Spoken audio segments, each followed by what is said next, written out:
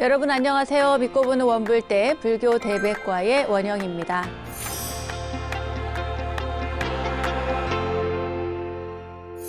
여러분, 우리가 학창 시절에 이렇게 손꼽아서 기다리던 날이 있었죠? 바로 방학이죠.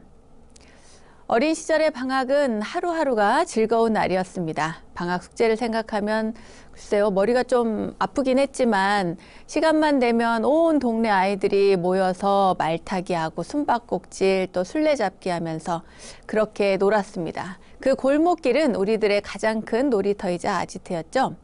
그런데요, 세월이 흐르고 어른이 되어서 그 골목길 다시 찾아가 본 적 있으신가요? 어린 시절에는 그렇게 막 되게 넓게 느껴졌던 그 길이 왜 그리 작아졌는지 아마도 세월의 무게만큼 우리가 커진 것이겠죠. 이렇게 어린 시절 추억이 묻어있는 곳들을 찾게 되면 이상한 점을 느끼게 됩니다. 그때 그 자리에 그 전봇대며 그때 그 운동장은 그대로인데 그 넓던 곳이 왠지 좀 작아진 그런 느낌이 들거든요. 세월의 흐름과 나의 변화는 잠깐 잊어버리고 말입니다. 세월은 흘러서 더 넓은 세상을 만나고 있는 나. 그런데 정작 그 성장한 나의 모습만큼 내 마음의 크기도 커졌나. 내 마음의 크기도 돌아보는 시간을 가져보는 것도 좋을 것 같습니다. 자, 늘 넓고 지혜로운 마음으로 함께하는 시간 원영스님의 불교대백과 오늘도 행복하게 출발해 보겠습니다. 여러분 어서 모이세요.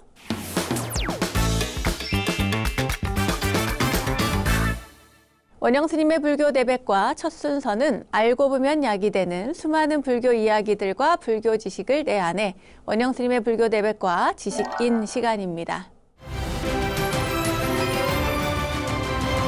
불제자들의 필수 상식, 우리가 꼭 새기고 지녀야 할 주요 경전들에 대해서 공부를 해보고 있는데요. 금강경 공부했죠. 또 천수경 공부했고 또 반야심경. 거기에 이어서 화엄경의 진수를 담고 있는 개송, 화엄경 약찬계까지 공부를 했습니다. 찬찬히 화엄경 약찬계에 대해서 지난 시간까지 무려 8시간에 걸쳐서 한자 한자 여러분께 자세히 이렇게 안내를 해드렸는데요. 그 대장정의 시간을 마무리하는 화엄경 총정리 시간을 마련해 보았습니다. 이것도 이번 1시간에 끝날 것 같진 않아요. 그래도 모두 끝까지 집중해서 함께 해주십시오. 화엄경 약찬계 그 댓글을 제가 보니까요. 거기 이런 게 있더라고요. 법회나 수행을 하면서 열심히 독경을 했었지만 그 뜻을 한자 한자 새기면서 공부를 해본 건 이번이 처음이에요. 정말 알찬 시간입니다. 라는 그런 댓글을 남겨주시는 분도 있었습니다. 저도 너무 행복했어요. 네, 여러분과 함께 공부하면서 다시 한번 화엄경을 살펴볼 수 있는 정말 좋은 유익하고 행복한 시간이었습니다. 함께 도반이 되어주신 여러분 진심으로 감사드립니다. 자, 화엄경을 총정리해보는 시간, 한눈에 담아보는 화엄경이라는 주제로 전체적인 줄거리를 쭉 한번 이렇게 살펴보려고 합니다. 수행과 공부는 늘 점검이 필요하다고 하죠. 오늘 이 시간 함께 하시면서 그동안 공부했던 것들도 스스로 이렇게 점검을 해보시고요. 다시 한번 화엄경의 깨달음의 세계를 마음에 새기는 의미 있는 시간으로 함께 했으면 좋겠습니다.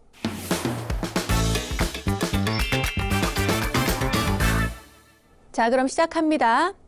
화엄경은 부처님께서 깨달음을 성취한 직후의 그 상황, 모습, 그리고 깨달음을 성취할 쉬운 2가지 방법에 대한 이야기를 담고 있습니다. 부처님께서는 누구든지 수행하고 공부하면 부처를 이룰 수 있다는 그러한 확신을 주셨죠. 모두 7곳 그리고 9번 설법을 하시는데 그것을 칠처구회라고 합니다. 오늘부터 이렇게 총정리할 내용 중에는 이 9번의 설법에 따른 각 품의 내용을 쭉 설명하면서 정리를 해드리려고 합니다. 여러분 화엄경 약찬계 하면서 6664 급여3 일시비일 역부일 이런 이야기 했죠. 기억나시죠? 1에는 6품, 2에는 6품, 또 3에는 6품, 4에는 4품, 5에는 3품, 또 6회 1품, 7회 11품, 8회 1품, 9회 1품. 그래서 6664 급여3. 네, 이렇게 했어요. 자, 그럼 시작해 볼게요. 첫 번째 설법입니다. 첫 번째 설법은 부처님께서 고요한 깨달음의 장소죠. 보리수 아래 법보리 도량에서 신들과 대중을 위해서 이 세상의 변화 그리고 모든 인연이 성취되는 길을 통해서 부처가 될 수 있다는 가르침을 설하셨습니다. 6품으로 되어 있는데요. 이 법보리 도량이라고 하면 그냥 보리수 아래 이게 아니고 부처님께서 깨달음을 성취하고 난 직후에 세계의 모든 변화와 또 누구나 부처가 될 수 있다는 그러한 인연의 길을 보여주는 첫 설법의 장소였기 때문에 법보리, 보리란 깨달음이잖아요.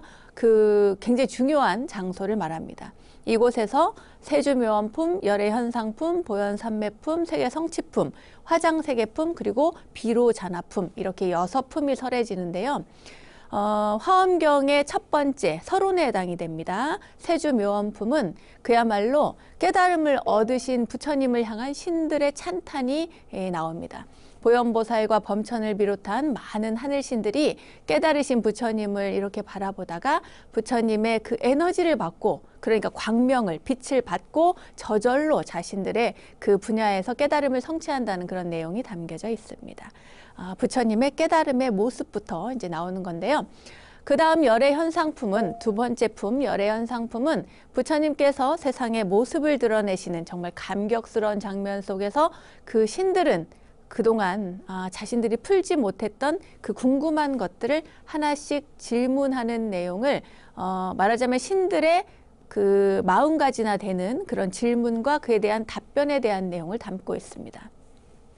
세 번째 보현삼매품은 말 그대로 보현삼매, 보현보살이 삼매에 들어가는 거예요.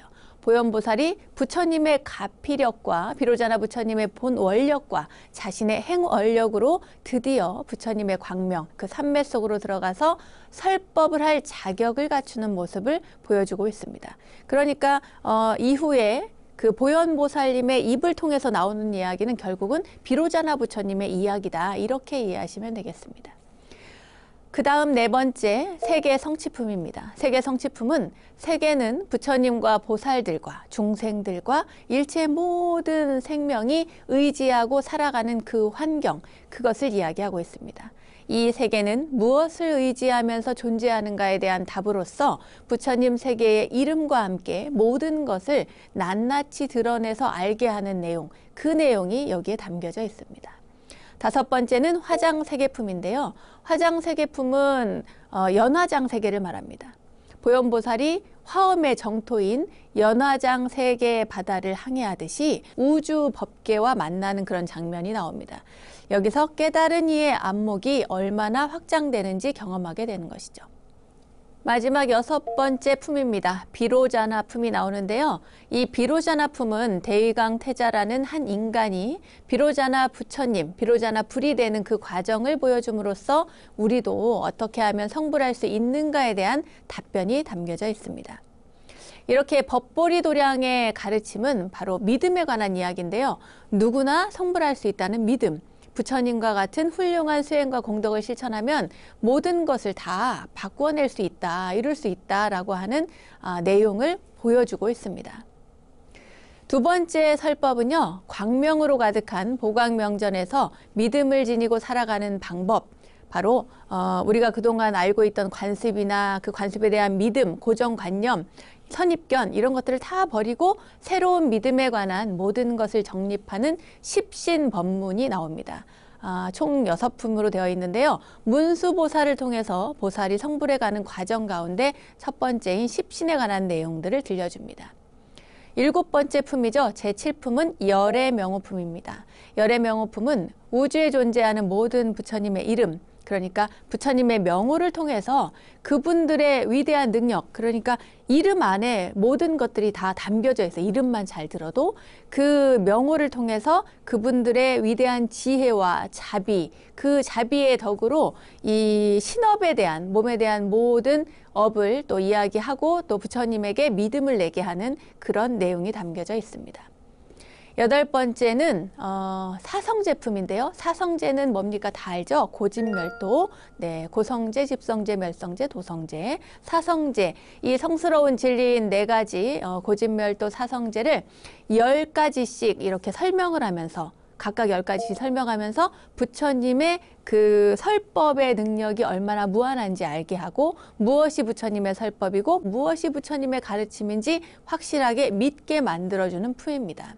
그것이 바로 사성제품이다. 그리고 9번째 품은 광명각품입니다. 광명각품, 광명으로 깨달음의 경계를 나타내는 부처님의 의협에 관한 품입니다. 그러니까 말하자면 지혜의 광명, 그 깨달음의 빛의 자리에서 문수 보살님과 그 외에 9명의 보살님들이 개송으로서 부처님을 찬탄하는데요. 그 내용이 여기에 담겨져 있습니다. 광명각품, 말하자면 광명의 깨달음의 그 세계를 찬탄하는 거죠. 제10품은 보살문명품입니다. 보살문명품. 보살문명품은 어떤 의심을 버려야 믿음이 온전하게 생기는지에 대한 그 진실을 해명하는 품이에요. 그러니까 의심이 있으면 믿음이 생길 수 없잖아요. 의심과 믿음은 정반대니까. 그 모든 조그마한 의심이라도 버려야, 갖지 않아야 믿음이 온전하게 완벽하게 생긴다. 그 내용을 담고 있습니다. 그리고 그러기 위해서는 먼저 중생의 현실을 알게 하고 부처님이 중생을 교화하시는 그 모습을 보게 하고 나아가서 직접 교화에 의한 수행을 하게 하고 마침내 부처님이 되는 그 불가사의한 세계를 통해서 청정한 신심을 내는 바로 발심의 자리입니다. 말하자면 불자로서 가야 할 어떤 신행의 길을 제시하는 품이라고 할 수 있겠습니다. 다음은 제11품 정행품입니다. 정행품. 이 정행품은 말 그대로 맑은 행위죠. 우리가 믿음을 가지고 어떻게 살아가야 하는지에 대한 구체적인 답이 담긴 품이에요. 그 구체적인 답이 뭐냐? 바로 정행이라는 거죠. 청정한 수행을 어떻게 할 것인가? 그것은 바로 청정한 신심을 지니고 청정한 상태로 실천해 나가는 것을 이야기합니다. 결국에는 개정회를 잘 갖춰야 된다, 이 얘기를 하는 것이죠. 사막의 수행을 보여주고 있습니다. 제12품은 현수품입니다. 현수품. 현수품에서는요, 문수보살의 요청으로 이 현수보살이 믿음을 실천하는 방법론을 개송을 통해서 알려줍니다. 믿음의 공덕을 찬탄하는 그런 품인데 믿으면 이렇게 된다, 이런 이야기입니다. 말하자면 그러니까 잘 믿어라, 잘 수행하고 정진하면 부처를 이룰 수 있다. 이 모든 것들은 다 믿어야만 실천을 할 수 있고 거기에서 따르는 모든 결과물들이 나타나는 것이니 믿어라, 이 얘기입니다. 자, 세 번째 가볼까요? 세 번째 설법. 이 세 번째 설법은 부처님께서 저 천상으로 올라가십니다. 욕계 제2천인 도리천궁에서 수행자로서의 가치관을 세우는 10주, 어디에 머물 것인가, 10주 법문을 6품으로 설하시는데요. 법회보살님을 통해서 보살이 성불해 가는 과정을 들려줍니다. 이 제3회 설법에서부터는 법회 장소가 이렇게 조금 전에 말씀드린 것처럼 하늘로 올라가게 되는데 화엄경의 첫 시작을 알리는 것은 바로 그 신들의 찬탄이었잖아요. 우리 뭐 화엄경 약창계 할 때도 보면은 막 신중님들이 많이 나오고 이랬잖아요. 그런 것처럼 그 신들께서 찬탄을 많이 하시는데 우리 불교는 신을 이야기하지 않는 종교 아니야? 이렇게 생각하시는 분들이 있는데 그렇지 않습니다. 불교 안에는 신들이 많이 있고요. 그리고 우리가 인정하지 않는 것은 딱 절대적인 신, 단 한 명의 신, 모든 것을 아우르는 총괄적인 그 절대신, 그 한 분은 우리는 그렇진 않다, 이렇게 보는 겁니다. 그런데 이 신들 또한 이 욕계에 속해져 있습니다. 신들은 자신들이 속한 세계 속에서는 굉장히 무한한 능력이 있는데 이 신들에게도 부족한 게 있어요. 바로 지혜입니다. 지혜. 그 지혜를 부처님이 가지고 계시니까 신들은 그 부처님을 찾아 내려와서 그 지혜를 성취하고 그리고 신중이 됩니다. 부처님이 그들을 위해서 그 하늘나라로 가셔서, 그러니까 천상에 가셔서 설법을 하는 건 굉장히 당연한 일인 거죠. 그러니까 지상에서도 설법하시고 그리고 천상에 올라가셔서도 설법을 하는 겁니다. 먼저 욕계 6천 중에 제2천에 해당하는 도리천궁에 올라가서 설법을 하시는데요. 여기에서 수미산정품, 수미정상 개참품, 십주품, 범행품, 초발심 공덕품, 명법품 이렇게 6품을 설하십니다. 수행의 계의가 쉬운 두 가지가 나오는데 그 가운데 십신, 그 다음에 십주 이렇게 나오잖아요. 그 십주에 대한 내용을 이야기하는데 믿음으로 정진을 해서 수행과 계의를 올리면서 부처님을 따라 수행하는 이가 지녀야 할 어떤 가치관, 어디에 머물러야 하는가 마음을 그 이야기를 하고 있습니다. 질문을 하는 설주보살님은 법회보살님이시고요. 법회보살님은 무량방편 삼매에 들어서 부처님의 그 두 발가락 사이에서 나오는 그 방광 속에서 도리천의 보살 수행자들을 위해서 십주 법문을 합니다. 네.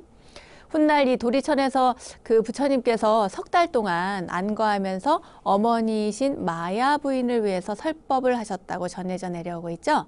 그리고 또 재밌는 건 그 마야 부인은 그 늘 부처님이 탄생을 하실 때마다 세상에 출현하실 때마다 늘 어머니였다라고 합니다. 재밌죠? 예. 자, 수밀산 정상인 도리천에는 제석천왕과 또 33천이 살고 있는데 부처님이 도리천에 오시자 제석천왕이 감탄해서 찬탄하고 또 이어서 법회보살님에 의해서 십주 법문이 설해지는 장면이 펼쳐지고 있습니다. 도리천궁에서는 보살의 성불에 대한 가치관과 그 설법 방법이 설해지고 있는데요. 자, 볼까요? 제13품 승수미산정품부터 시작이 됩니다. 도리천궁 수미산 정상에서 보살의 수행 10가지에 대해서 설법하시는 품인데요. 제석천왕이 아주 오랜 옛날에 부처님이 이곳을 다녀가셨다는 걸 알고 기억을 하고 그 당시에 어떤 다녀가신 기록 내용을 보면서 진리를 지키는 구도자의 수행 공덕을 찬탄하는 내용이 담겨져 있습니다. 여기는 말하자면 이제 서론에 해당이 된다고 볼 수 있겠습니다. 제14품은 수미정상 개참품인데요. 부처님의 신통력으로 법회보살님을 중심으로 해서 불세계, 부처님의 세계를 찬탄하는 품입니다. 그리고 제15품, 십주품은 보살은 어떤 마음가짐으로 수행하면서 부처님의 집에 머물 수 있는지, 그 마음에 머물 수 있는지 알려주는 품입니다. 마음자리를 알려주는 품이에요. 믿음은 보살 행을 기본으로 하고 있으며 자리이타의 마음으로 수행할 10가지를 알려주죠. 그리고 스스로 어떤 행복한 마음가짐으로 시작해야 된다. 이렇게 내용이 쭉 나오는데 이 십주는 말하자면 십신 우의 단계입니다. 그래서 여기에서는 10가지 마음자리, 마음을 다스리는 자리를 나타내고 있는데 그 첫 번째는 지혜를 내는 마음자리에 머무는 초발심주의입니다. 그러니까 처음 발심을 해야 되는 거예요. 마음자리에 머물려면 그 마음을 내야 된다는 거죠. 보리심을 발해서. 그리고 마음을 다스리는 마음자리에 머무는 치지주, 그러니까 마음을 다스린다 해서 다스릴 치자를 씁니다. 그 다음에는 청정한 지혜를 증장해서 실상을 보는 마음자리에 머무는 수행주. 수행을 열심히 해야 되겠죠. 마음을 다스리고 그 다음에 수행을 열심히 해야 되는 겁니다. 그래서 수행주가 나오고 그 위에 존재 자체가 부처님임을 아는 마음자리에 머무는 생귀주. 말하자면 귀하게 태어난다는 거예요. 부처님의 마음자리에 이 중생이 아니라 부처로서 태어난다는 겁니다. 중생에게 이로움을 주는 방편을 다 갖추는 마음자리에 머무는 구족 방편주. 중생에게 이로움을 주려니까 모든 걸 갖추어야 되는 거예요. 뭐가 없이 중생을 제도할 수는 없겠죠. 지혜도 있어야 될 것이고 자비도 있어야 될 것이고 갖춰야 될 것들이 많습니다. 그 다음에 굳건하고 견고한 믿음을 지닌 마음자리에 머무는 정심주, 바른 마음에 머무는 자리입니다. 어떤 상황에도 흔들리지 않고 장애를 극복하려는 마음자리에 머무는 불태전주. 어떠한 상황, 어떠한 안 좋은 일, 어떠한 장애가 생기더라도 나는 물러나지 않겠다라고 하는 마음자리. 그것이 바로 불태전의 자리입니다. 불태전주. 다음은 삼업이 순수한 동자와 같은 마음자리에 머무는 동진주입니다. 우리가요, 어른 스님, 노스님들도 보면은 굉장히 순수하신 분들 굉장히 많아요. 그래서 보면은 동자 같은, 동자승 같은 분들이 계신데 그야말로 순수한 마음, 그 마음자리에 머무는 것, 그것이 바로 동진주입니다. 보살의 길을 실행하며 깨달음을 향해 나아가는 마음자리에 머무는 법왕자주. 말하자면 보살의 길을 실행하면서 실천하면서도 깨달음을 향해서 계속해서 끊임없이 정진하고 나아가는 것이 바로 법왕자가 되고자 하는 그 마음자리가 법왕자주이고요. 능력을 인정받고 자격을 충분히 갖추는 그런 마음자리에 머무는 관정주입니다. 우리가 이제 수기할 때 마정수기 한다고 하잖아요. 그렇게 이렇게 관정, 씻어낸다. 정수리를 씻어내는. 그래서 보살의 이상적인 그런 어떤 수행의 마지막이 바로 관정주입니다. 이 수행 10가지로 불자로서의 어떤 마음자리, 일종의 가치관이 다 형성이 된다고 할 수 있겠습니다. 다음은 제16품입니다. 범행품인데요. 범행만 들어도 뭔 말인지 알겠죠? 여러분, 깨끗한 행위니까 어떻게 해야 범행이 됩니까? 어떻게 해야 깨끗하게 살 수 있습니까? 라고 하는 정념천자의 질문에 청정한 행은 이 신구의를 잘 다스려야 하고 마음을 내고 잘 살피고 또 개를 잘 지켜야 한다라는 그러한 내용들, 그 범행에 필요한 내용들이 나옵니다. 제17품은 초발심 공덕품인데요. 초발심 공덕품에서는 제석천왕이 처음 발심한 보살의 공덕이 얼마나 큰지에 대해서 질문을 하고 거기에 대해서 이제 대답을 하는데 이건 뭐 초발심 공덕품 그 제목만 봐도 다 알 수 있겠죠. 얼마나 그 공덕이 큰지. 처음 발심했을 때 그때 바로 정각을 이룬 때다. 초발심시 변정각이라고 하는 내용을 전제로 해서 여러분들께서 이해하셔도 좋을 것 같습니다. 제18품 명법품은요. 초발심이 이루어진 자리에서 보살도를 수행하기 위해서 구체적인 실천 방법, 말하자면 10바라미를 통해서 자리이타가 꽃을 피우는 것에 대한 가르침이 담겨져 있습니다. 이 명법품에서는 정진의 보살님이 묻고 법회 보살님께서 대답을 하십니다. 자, 여기까지가 세 번째 설법이죠. 첫 번째는 법보리도량에서 했고 두 번째는 보각명전에서 했고 세 번째는 저 위에 도리천에 가서 했죠. 이제 네 번째입니다. 네 번째 설법은 역시 하늘의 신들을 위한 것으로 욕계 제3천, 아까 2천이었잖아요. 지금 3천입니다. 야마천궁으로 가셔서 행복한 마음으로 살아가는 방법, 그 행동 강령에 대해서 이야기를 하는데 그 행동 강령이 뭐냐? 바로 십행이다 해서 십행 법문을 하십니다. 여기서는 공덕님 보살님을 통해서 들려주는 보살이 성불해 가는 과정, 그 내용입니다. 아까까지는 십신과 십주에 대해서 설명을 했죠. 이제부터는 십행에 대한 내용이 나옵니다. 깨달음을 성취하신 부처님께서 중생을 위해 설하신 7처9회의 설법이 이제 네 번째로 접어들어서 야마천궁에서 이루어지는데 여기에서는 승야마천궁품, 야마천궁개참품, 십행품, 십무진장품 이렇게 네 품이 설해집니다. 승야마천궁품은 야마천궁에 부처님이 오시는 걸 보고 기쁨에 겨워서 사람들이 모두 부처님을 맞이하고 찬탄하는 그런 장면이 담겨 있고요. 이 야마천궁개참품에서는 야마천궁의 보살들이 부처님을 뵙는 순간 그동안 궁금했던 것들이 그냥 봄으로써 부처님을 딱 친견함으로써 이렇게 다 해결이 된다는 거예요. 그러면서 부처님을 향한 그 감사의 마음, 은혜의 마음을 담아서 이 찬탄을 합니다. 각자 깨달음의 세계를 찬탄하고 그리고 나서 부처님께서는 그 두 발등에서 방광을 합니다. 아까는 어땠어요? 아까는 그 두 발가락 사이에서 그 빛을 이렇게 방광을 하셨잖아요. 지금은 두 발등에서 그 방광을 하십니다. 빛을 내는 거죠. 발등이 더 힘이 있잖아요. 움직일 때 그런 어떤 실천의 힘, 그것을 이렇게 발등에서 방광이 나왔다라고 하는 것으로서 비유적으로 표현을 한 것입니다. 십행품에서는 공덕님 보살이 보살 선사유 삼매에 들어서 공덕님 불에게 부처님에게 가피를 입고 십행 법문을 환희롭게 설하게 되는데요. 십행이라고 하는 수행으로 행복하게 사는 방법과 그 행동하는 방법, 실천을 제시를 합니다. 먼저 보시바라미를 기쁘고 즐겁게 실천하는 환희행이 있고요. 계율을 지키면서 모든 이들에게 이익이 되는 삶을 살게 하는 지게바라밀, 그것이 지게바라밀을 실천하는 요익행으로 부처님께서는 이야기를 하셨고 또 참을 수 없는 일도 거뜬히 참아내는 인욕바라밀을 실천하는 무의역행, 그리고 항상 정진하면서 중생을 위한 생각을 버리지 않고 어떤 장애를 만나도 굴복하지 않는 정진바라밀을 실천하는 무굴요행이 있습니다. 마음이 항상 맑아지고 청정해지는 선정바라밀, 이 선정에 든다고 하잖아요. 선정바라밀을 실천하는 무칠안행, 그러니까 어지럽지 않은 거예요. 무칠안행. 마음을 비워서 진리를 잘 드러내는 반야바라밀, 그러니까 지혜로운 그 반야바라밀을 실천하는 선현행, 그리고 집착함이 없이 항상 걸림없는 삶을 방편바라밀로 실천하는 무착행. 그러니까 방편바라밀을 실천하는 것이 바로 집착이 없어야 되니까요. 그래야 방편을 잘 쓸 수 있습니다. 그래서 무착행이 나오고요. 큰 서원으로 모든 중생을 제도하는 어려운 길을 이 원력을 세워야 되니까 원력을 세워서 그 원바라밀을 실천하는 난득행이 나옵니다. 장애를 극복하는 강력한 힘으로 그 법을 잘 펼치는 역바라밀, 힘력자를 쓰는 역바라밀을 실천하는 선법행. 그리고 원만하고 진실한 지혜의 바라밀을 실천하는 진실행. 여기까지가 바로 10가지 방법, 10행입니다. 10행. 네.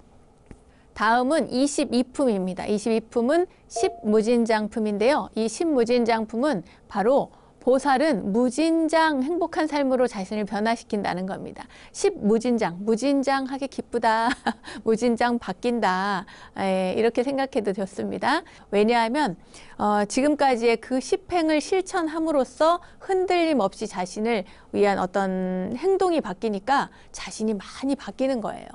이 무진장은 무량한 법의 창고라고 해석해도 좋습니다. 무량한 법의 창고. 그러니까 10행을 함으로써 그 창고가 가득 차는 거예요. 보살과 불자들의 그 행동 강력인 이 10가지 10행의 수행을 하면 무진장한 어떤 큰 보배로운 창고를 가진 삶으로 자신을 변화시킬 수 있게 되겠죠.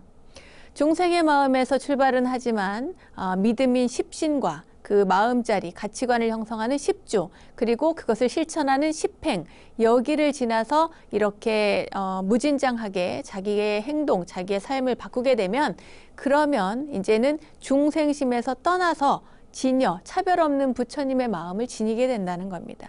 그래서 이 10가지 10행이 굉장히 중요하고요. 믿음과 마음자리 이 모든 것들이 다 이 안에 담기게 되는 겁니다. 이 10가지 그 무진장 안에도 10가지 행동 강령이 있는데 그 내용은 이렇습니다. 믿음의 에너지로 날마다 정진하는 신장, 믿을 신자를 써서 신장, 장자는 감출장, 보배장, 창고장이에요. 네. 또 청정한 에너지를 충전하는 계장, 계율. 계를 잘 지켜야 청정한 에너지를 가득 품을 수가 있습니다. 그리고 부끄러움을 하는 참장, 부끄러워할 참자거든요. 참회하고 내가 무언가를 잘못했을 때 그걸 뉘우칠 줄 아는 그러한 마음, 그것이 바로 참장입니다. 과거의 부끄러움도 기억하는 괴장, 그러니까 지금 내가 잘못한 것을 뉘우치는, 그리고 부끄러워할 줄 아는 것은 참장이고요. 지난 세월 동안 내가 잘못 살아온 것을 부끄러워하는 것은 괴장입니다. 항상 법문을 들으려는 문장, 들을 문자를 써서 문장이라고 하고요. 내 귀한 것들을 아낌없이 사람들과 나누는 시장, 그 베풀시, 보시의 시자를 씁니다. 베풀시, 세상 모든 것을 제대로 아는 지혜를 가동시키는 해장, 지혜 해자를 써서 해장이라 하고요. 또 정법을 바르게 믿고 이해하는 염장, 기억할 염자, 생각 염자를 씁니다. 부처님의 가르침을 들었으면 우리가 기억을 해야 되니까요. 쉽지 않습니다. 그죠?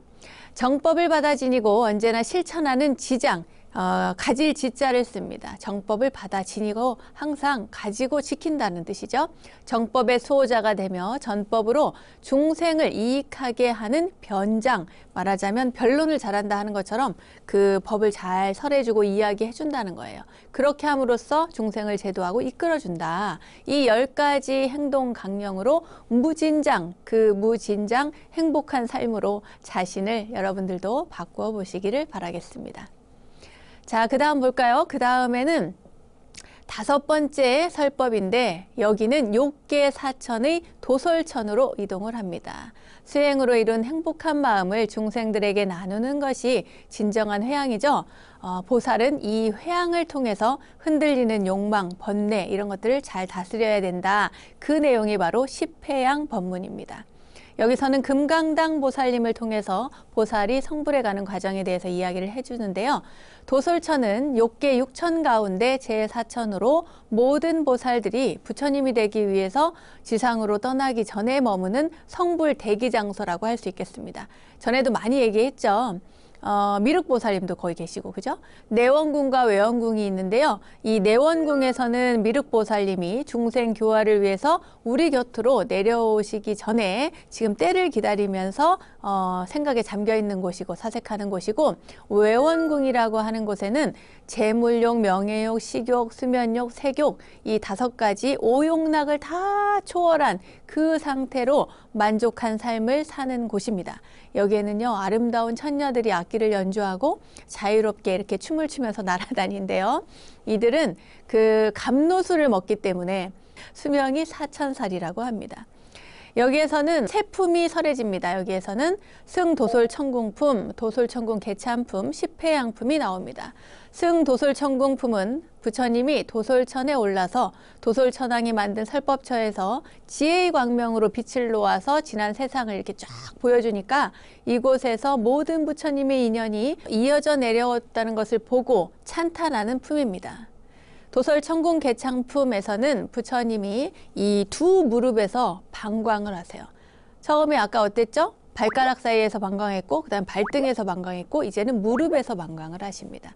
이 무릎이라고 하는 것은요, 여러분 절을 할 때 어디부터 됩니까? 바로 무릎부터 되죠. 바로 하심의 상징이라고 할 수가 있습니다.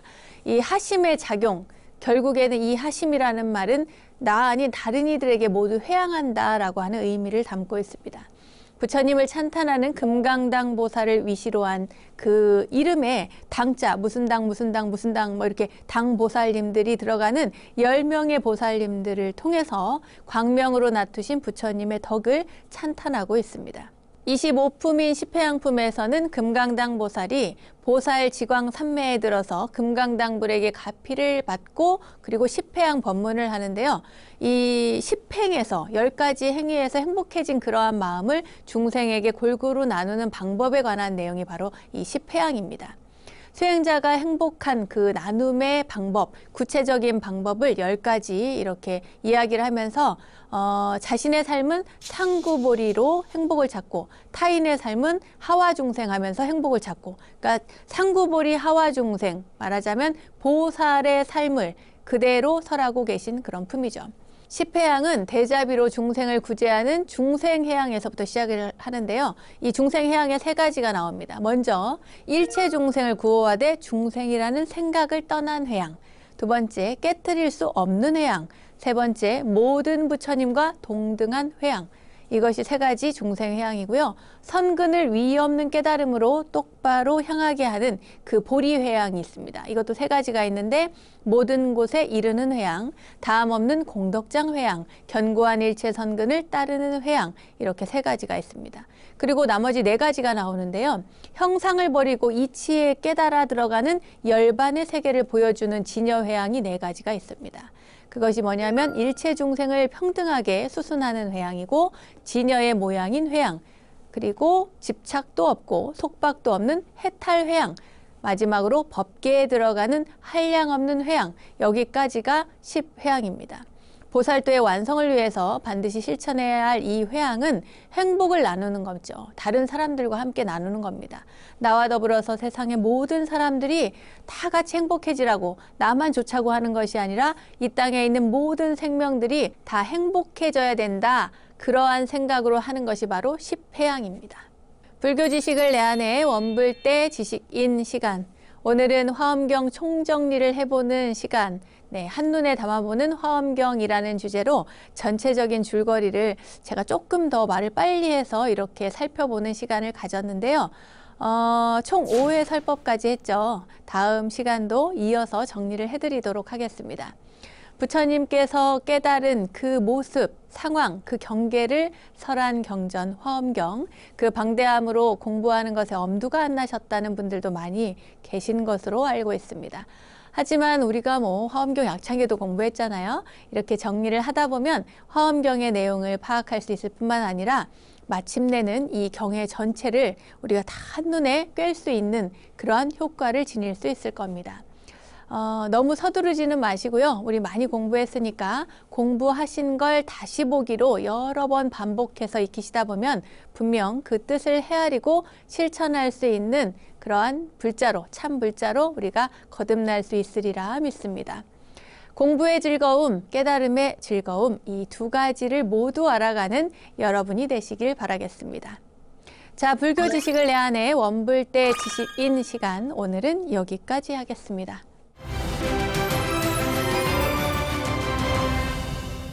저절로 알게 되는 사찰 이야기, 오늘은 이절로 아니 저절로 시간입니다.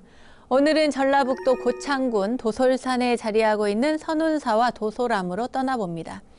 전라북도 고창군 도솔산에 자리한 선운사에서 도솔산으로 한 10리쯤 올라가면요, 산 정상 즈음에 도솔암이 있습니다. 도솔암 참 좋죠. 이 도솔산은 도솔암이 생기기 전에는 선운산이라고 불렸다고 하는데, 선녀들이 구름을 타고 내려와 놀던 산이라는 데서 그 이름이 유래되었다고 합니다.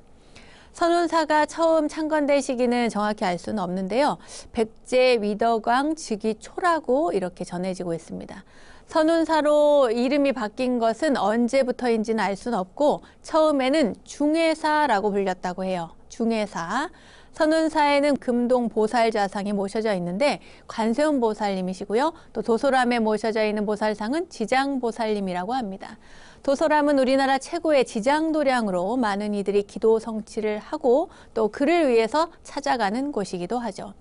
선운사와 도솔암에 모셔진 관세음 보살님과 지장보살님은 모두 금동 보살좌상인데, 이 두 보살상은 백제에서 조성한 분들이 아니라고 합니다. 인도의 어느 공주님이 인연 있는 곳에 모시라고 보내준 그런 보살상이라고 해요. 그리고 여기에는 검단선사라고 하는 고승의 숨은 공로가 서려 있다고 하는데요. 과연 선운사와 도솔암의 두 보살상은 어떤 인연으로 모셔지게 되었는지 지금부터 그 이야기 속으로 들어가 보겠습니다. 선운산 기슭에는 한 20호 정도의 집이 옹기종기 모여있는 그런 평화로운 마을이 있었습니다. 그런데 이 마을에는 산적이 자주 이렇게 출몰했다 그래요. 심지어 인근 해변에서는 해적들이 또 가끔씩 이렇게 쳐들어와서 마을 사람들을 이렇게 괴롭히고 공포의 도가니로 몰아넣곤 했습니다. 그러던 어느 날 이 마을에 웬 낯선 노인이 한 분 찾아와서는 촌장님을 좀 만나고 싶다는 거예요. 마침 그 자리에 촌장님이 계셔서 왜 그러냐고 물어봤죠. 그랬더니 노인이 하는 말이, 저는 소금을 만들고 종이를 만드는 노인인데 여기 마을 입구에 움막을 하나 짓고 살도록 허락해 주셨으면 합니다 라고 이야기를 하는 거예요. 그러니까 노인의 말을 들은 촌장과 마을 사람들은 모두 괜찮다고, 뭐 노인이 뭐 마을 입구에 뭐 이렇게 사는데, 움막 치고 사는데 그게 뭐 어렵겠어요? 괜찮다 했죠. 노인은 고맙다는 인사를 하고는 마을 입구 쪽에 움막을 쳤습니다. 그리고 다음 날부터는 인근 해변으로 나가서 그 바닷물을 끓여들여서 이 염전을 만들고 소금을 굽기 시작을 했죠. 마을 사람들은 노인이 소금을 만드는 걸 보고 굉장히 신기하게 여겼습니다. 굉장히 좋아 보인 거죠. 그러다 보니까 마을 사람들도 그 소금 만드는 일에 함께 동참을 하게 되었습니다. 덕분에 마을은 점점 부유한 부촌이 되어가기 시작했죠. 소금이 비쌌으니까요, 옛날에는. 그런데 마을이 잘 살게 되니까 인근의 산적과 해적들이 사흘이 멀다 하고 쳐들어오는 거예요. 정말 힘들게. 아무튼 그러던 어느 날이었습니다. 노인이 소금을 굽고 돌아오는 길이었는데 마을 청년들이 노인에게 막 쫓아가가지고 이야기를 하는 거예요. 왜 그러냐고 물으니까 산적들이 나타나서 할아버님 움막으로 달려갔다는 거예요. 그래서 노인은 마음을 다잡고 움막으로 갔습니다. 가보니까 정말 그 산적들이 움막에 진을 치고 있었죠. 그중에 두목이라는 자가 딱 노인을 보고는 좋은 말 할 때 다 내놓으라는 거예요. 가진 거 있으면 다 내놓으라고 그렇게 얘기를 하는 거예요. 무섭게. 그러자 노인이 아주 태연하게 뭐 마음 내키는 대로 가져가시게, 그래봤자 소금밖에 없소마는, 이렇게 하고 굉장히 심플하게 대답을 하죠. 이 노인 말대로 산적들은 각자 그 소금이 돈이 되니까 소금을 한 가마니씩 이렇게 짊어지고 그리고 가버렸어요. 글쎄요, 이 정도로 감사해야 하려나요? 다치진 않았으니까. 아무튼 그렇게 날이 지나고 또 어느 날이 됐습니다. 벌써 또 뭔 일이 생겼을까요? 이날은 노인이 움막에서 쉬고 있을 때였습니다. 동네 젊은이가 와서는 바닷가에 이상한 배 한 척이 들어오고 있대요. 그런데 빈 배라는 거예요. 배가 들어오긴 들어오는데. 그래서 노인은 젊은이와 함께 바닷가에 갑니다. 근데 배가 없는 거예요. 아니 배가 있다더니 배가 어디 갔냐고 하니까 마을 사람들이 하는 얘기가 사람이 나타나면 배가 그 바닷속으로 들어가서 가라앉았다가 사람들이 안 보이면 다시 물 위로 떠오른다는 겁니다. 근데 노인은 뭔가 짚히는 게 있었는지 사람들을 보고 자, 일단 다 숨어 있으라고, 안 보이게 바위 뒤에 숨어 있으라고, 나무 뒤에 숨어 있으라고 해요. 그리고 나서 이렇게 다들 숨어 있으니까 진짜 역시나 배가 그 물 위로 이렇게 떠올랐습니다. 그리고는 노인이 그 앞에 나아가니까 노인이 있는 곳으로 갑자기 배가 싹하니 들어오는 거예요. 너무 신기하죠? 노인은 사람이 아닌가? 아무튼 노인은 다가온 그 배에 이제 올라가 봅니다. 타보니까 하얀 옷을 걸친 동자아이가 나타나는 거예요. 그러더니 하는 말이 저는 인도에서 온 동자입니다. 인도의 공주님께서 제게 2분의 금불상을 모시고 가라고 하셨습니다. 공주님께서는 동방에서 가장 아름다운 나라 백제에 가면 소금을 만드는 노인이 계실 거라며 그 노인에게 이 불상을 전하고 성스러운 터에 모시게 하라고 말씀하셨습니다. 이제 할아버님을 배웠으니 제 할 일은 다 한 것 같습니다. 이렇게 이야기를 하고 동자가 갑자기 옷에 구름을 타고 또 서쪽 수평선 너머로 사라져 버렸어요. 동자를 만나고 마을로 돌아온 노인은 우선 선운리 마을에 초암을 짓고 작은 암자를 짓고요. 동자가 전해준 그 2분의 보살상을 모십니다. 봤더니 한 분은 관세음 보살님이고 한 분은 지장보살님이었어요. 노인은 그날부터 이제 소금 굽고 종이도 만드는 짬짬이 이 2 보살상에게 공양을 올리고 연부를 했습니다. 그러다가 나중에는 아예 그 소금 일은 하지 않고 마을 사람들에게 다 맡기고 노인은 연부라고 기도하는 데만 열중을 했죠. 그러던 어느 날 또 해적이 쳐들어온 거예요. 이번에도 소금을 내놓으라면서 노인을 찾아왔죠. 하지만 노인은 이제 더 이상 소금을 안 구우니까 소금이 없는 거예요. 이제 줄 게 없다 이렇게 대답을 했죠. 그러자 이 해적들이 불만을 토로하면서 그 초암에 부처님 그 모신 탁자, 보살상 모신 탁자를 발로 쾅쾅 차는 거예요. 근데 그 순간 어디선가 호랑이 한 마리가 나타나가지고 어흥 하고 포효를 한 거죠. 당연히 뭐 해적들은 다리를 달달달달 떨면서 굉장히 공포에 질렸습니다. 그때 노인이 호랑이에게 말을 거는데 뭐라고 하시냐면 대호야, 그렇게 사람들에게 그렇게 하면 못 쓴다 하는 거예요. 비록 지금은 배가 고파 여기까지 찾아왔지만 본심은 모두 착하단다. 어서 그만두고 너도 산으로 돌아가라. 어서. 이렇게 노인이 호랑이한테 야단을 치는 거예요. 그러니까 이 호랑이가 갑자기 무릎을 꿇고 고개를 숙이더니 그러고 나갑니다. 그러니까 이 모습을 보고 해적들이 너무 놀란 거예요. 아, 이 노인이 진짜 보통 노인이 아니구나 하면서 굉장히 이제 놀래가지고 사죄를 합니다. 저희들이 큰 죄를 저질렀습니다. 용서해 주시면 저희들이 이제 새 사람이 되겠습니다 하고 이제 참회를 한 거죠. 그러니까 이 노인이 사람은 본디가 악하지 않다 그래요. 사람은 본디 악하지 않는 법, 그리고 그 본성은 선악을 떠나 있다. 다만 현실 상황에 따라서 선하게도 또 악하게도 나타나는 법이다. 본디 선하다면 악할 리가 없고 본디 악하다면 아무리 마음을 고쳐 먹어도 늘 악한 것이다. 그러므로 부처님께서는 본성의 선악을 말씀하시지 않고 본성의 공함을 말씀하셨다. 이렇게 하면서 이 해적들에게 가르침을 주셨습니다. 이 노인의 가르침에 해적들은 깊이 참여하면서 이 시각부터 남의 물건 훔치고 빼앗는 일은 하지 않겠다고 약속을 해요. 이 소문은 선운산 기슭에 본거지를 두고 있는 산적들 귀에까지 다 전해지고 이 산적들도 노인을 찾아왔습니다. 저희들도 지극한 마음으로 참회하오며 다시는 이런 나쁜 짓을 하지 않겠습니다. 노인장께서는 저희들에게도 일하고 먹을 수 있는 그런 방법을 좀 가르쳐 달라고 이렇게 이야기를 합니다. 이렇게 해서 노인은 산적들에게도 종이 만드는 법 가르쳐주고 또 소금 만드는 법도 가르쳐주고 하면서 이 초암에 그 산적들을 다 거처하도록 배려를 해줬어요. 산적들에게 참회를 알려주고 그 다음에는 부처님께 예불하고 불공하고 기도하는 방법까지 다 가르쳐줬습니다. 그래서 산적들 중에는 이제 머리 깎고 출가해서 수도자의 출가자의 길을 걷는 그런 사람들이 절반도 넘게 생겨나게 되죠. 그 어느 날 노인이 초암을 나섰습니다. 갑자기 보따리를 싸서 이 노인이 나가는 거예요. 할 일을 이제 다 한 것 같다는 거죠. 이제 가보겠다고. 그러니까 마을 사람들이 무슨 얘기냐고 막 한사코 말립니다. 그런데도 노인이 뜻을 받아들이지 않고 떠나게 되니까 마을 사람들이 이름이라도 조남이라도 좀 알려달라고 부탁을 하죠. 그러자 노인이 이야기를 합니다. 제 이름은 검단이라 합니다. 그래요. 사람들이 너무너무 놀랐어요. 왜냐하면 그 백제 사람들이라면 모르는 사람이 없을 정도로 유명한 검단 선사였거든요. 정말 어린아이도 다 안다는 그 검단 선사가 자기들 눈앞에 있었던 거죠.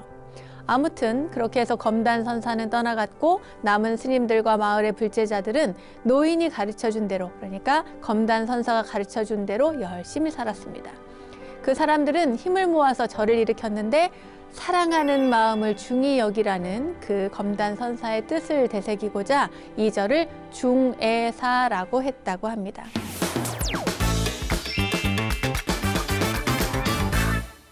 원영 스님의 불교 내백과 오늘도 즐거운 시간 되셨나요? 세상의 모든 불교 이야기를 모아서 전해드리고 있는 원영 스님의 불교 대백과 오늘은 화엄경 총정리를 해보는 시간, 한눈에 담아보는 화엄경이라는 주제로 전체적인 줄거리를 살펴보는 첫 번째 시간을 함께 했습니다.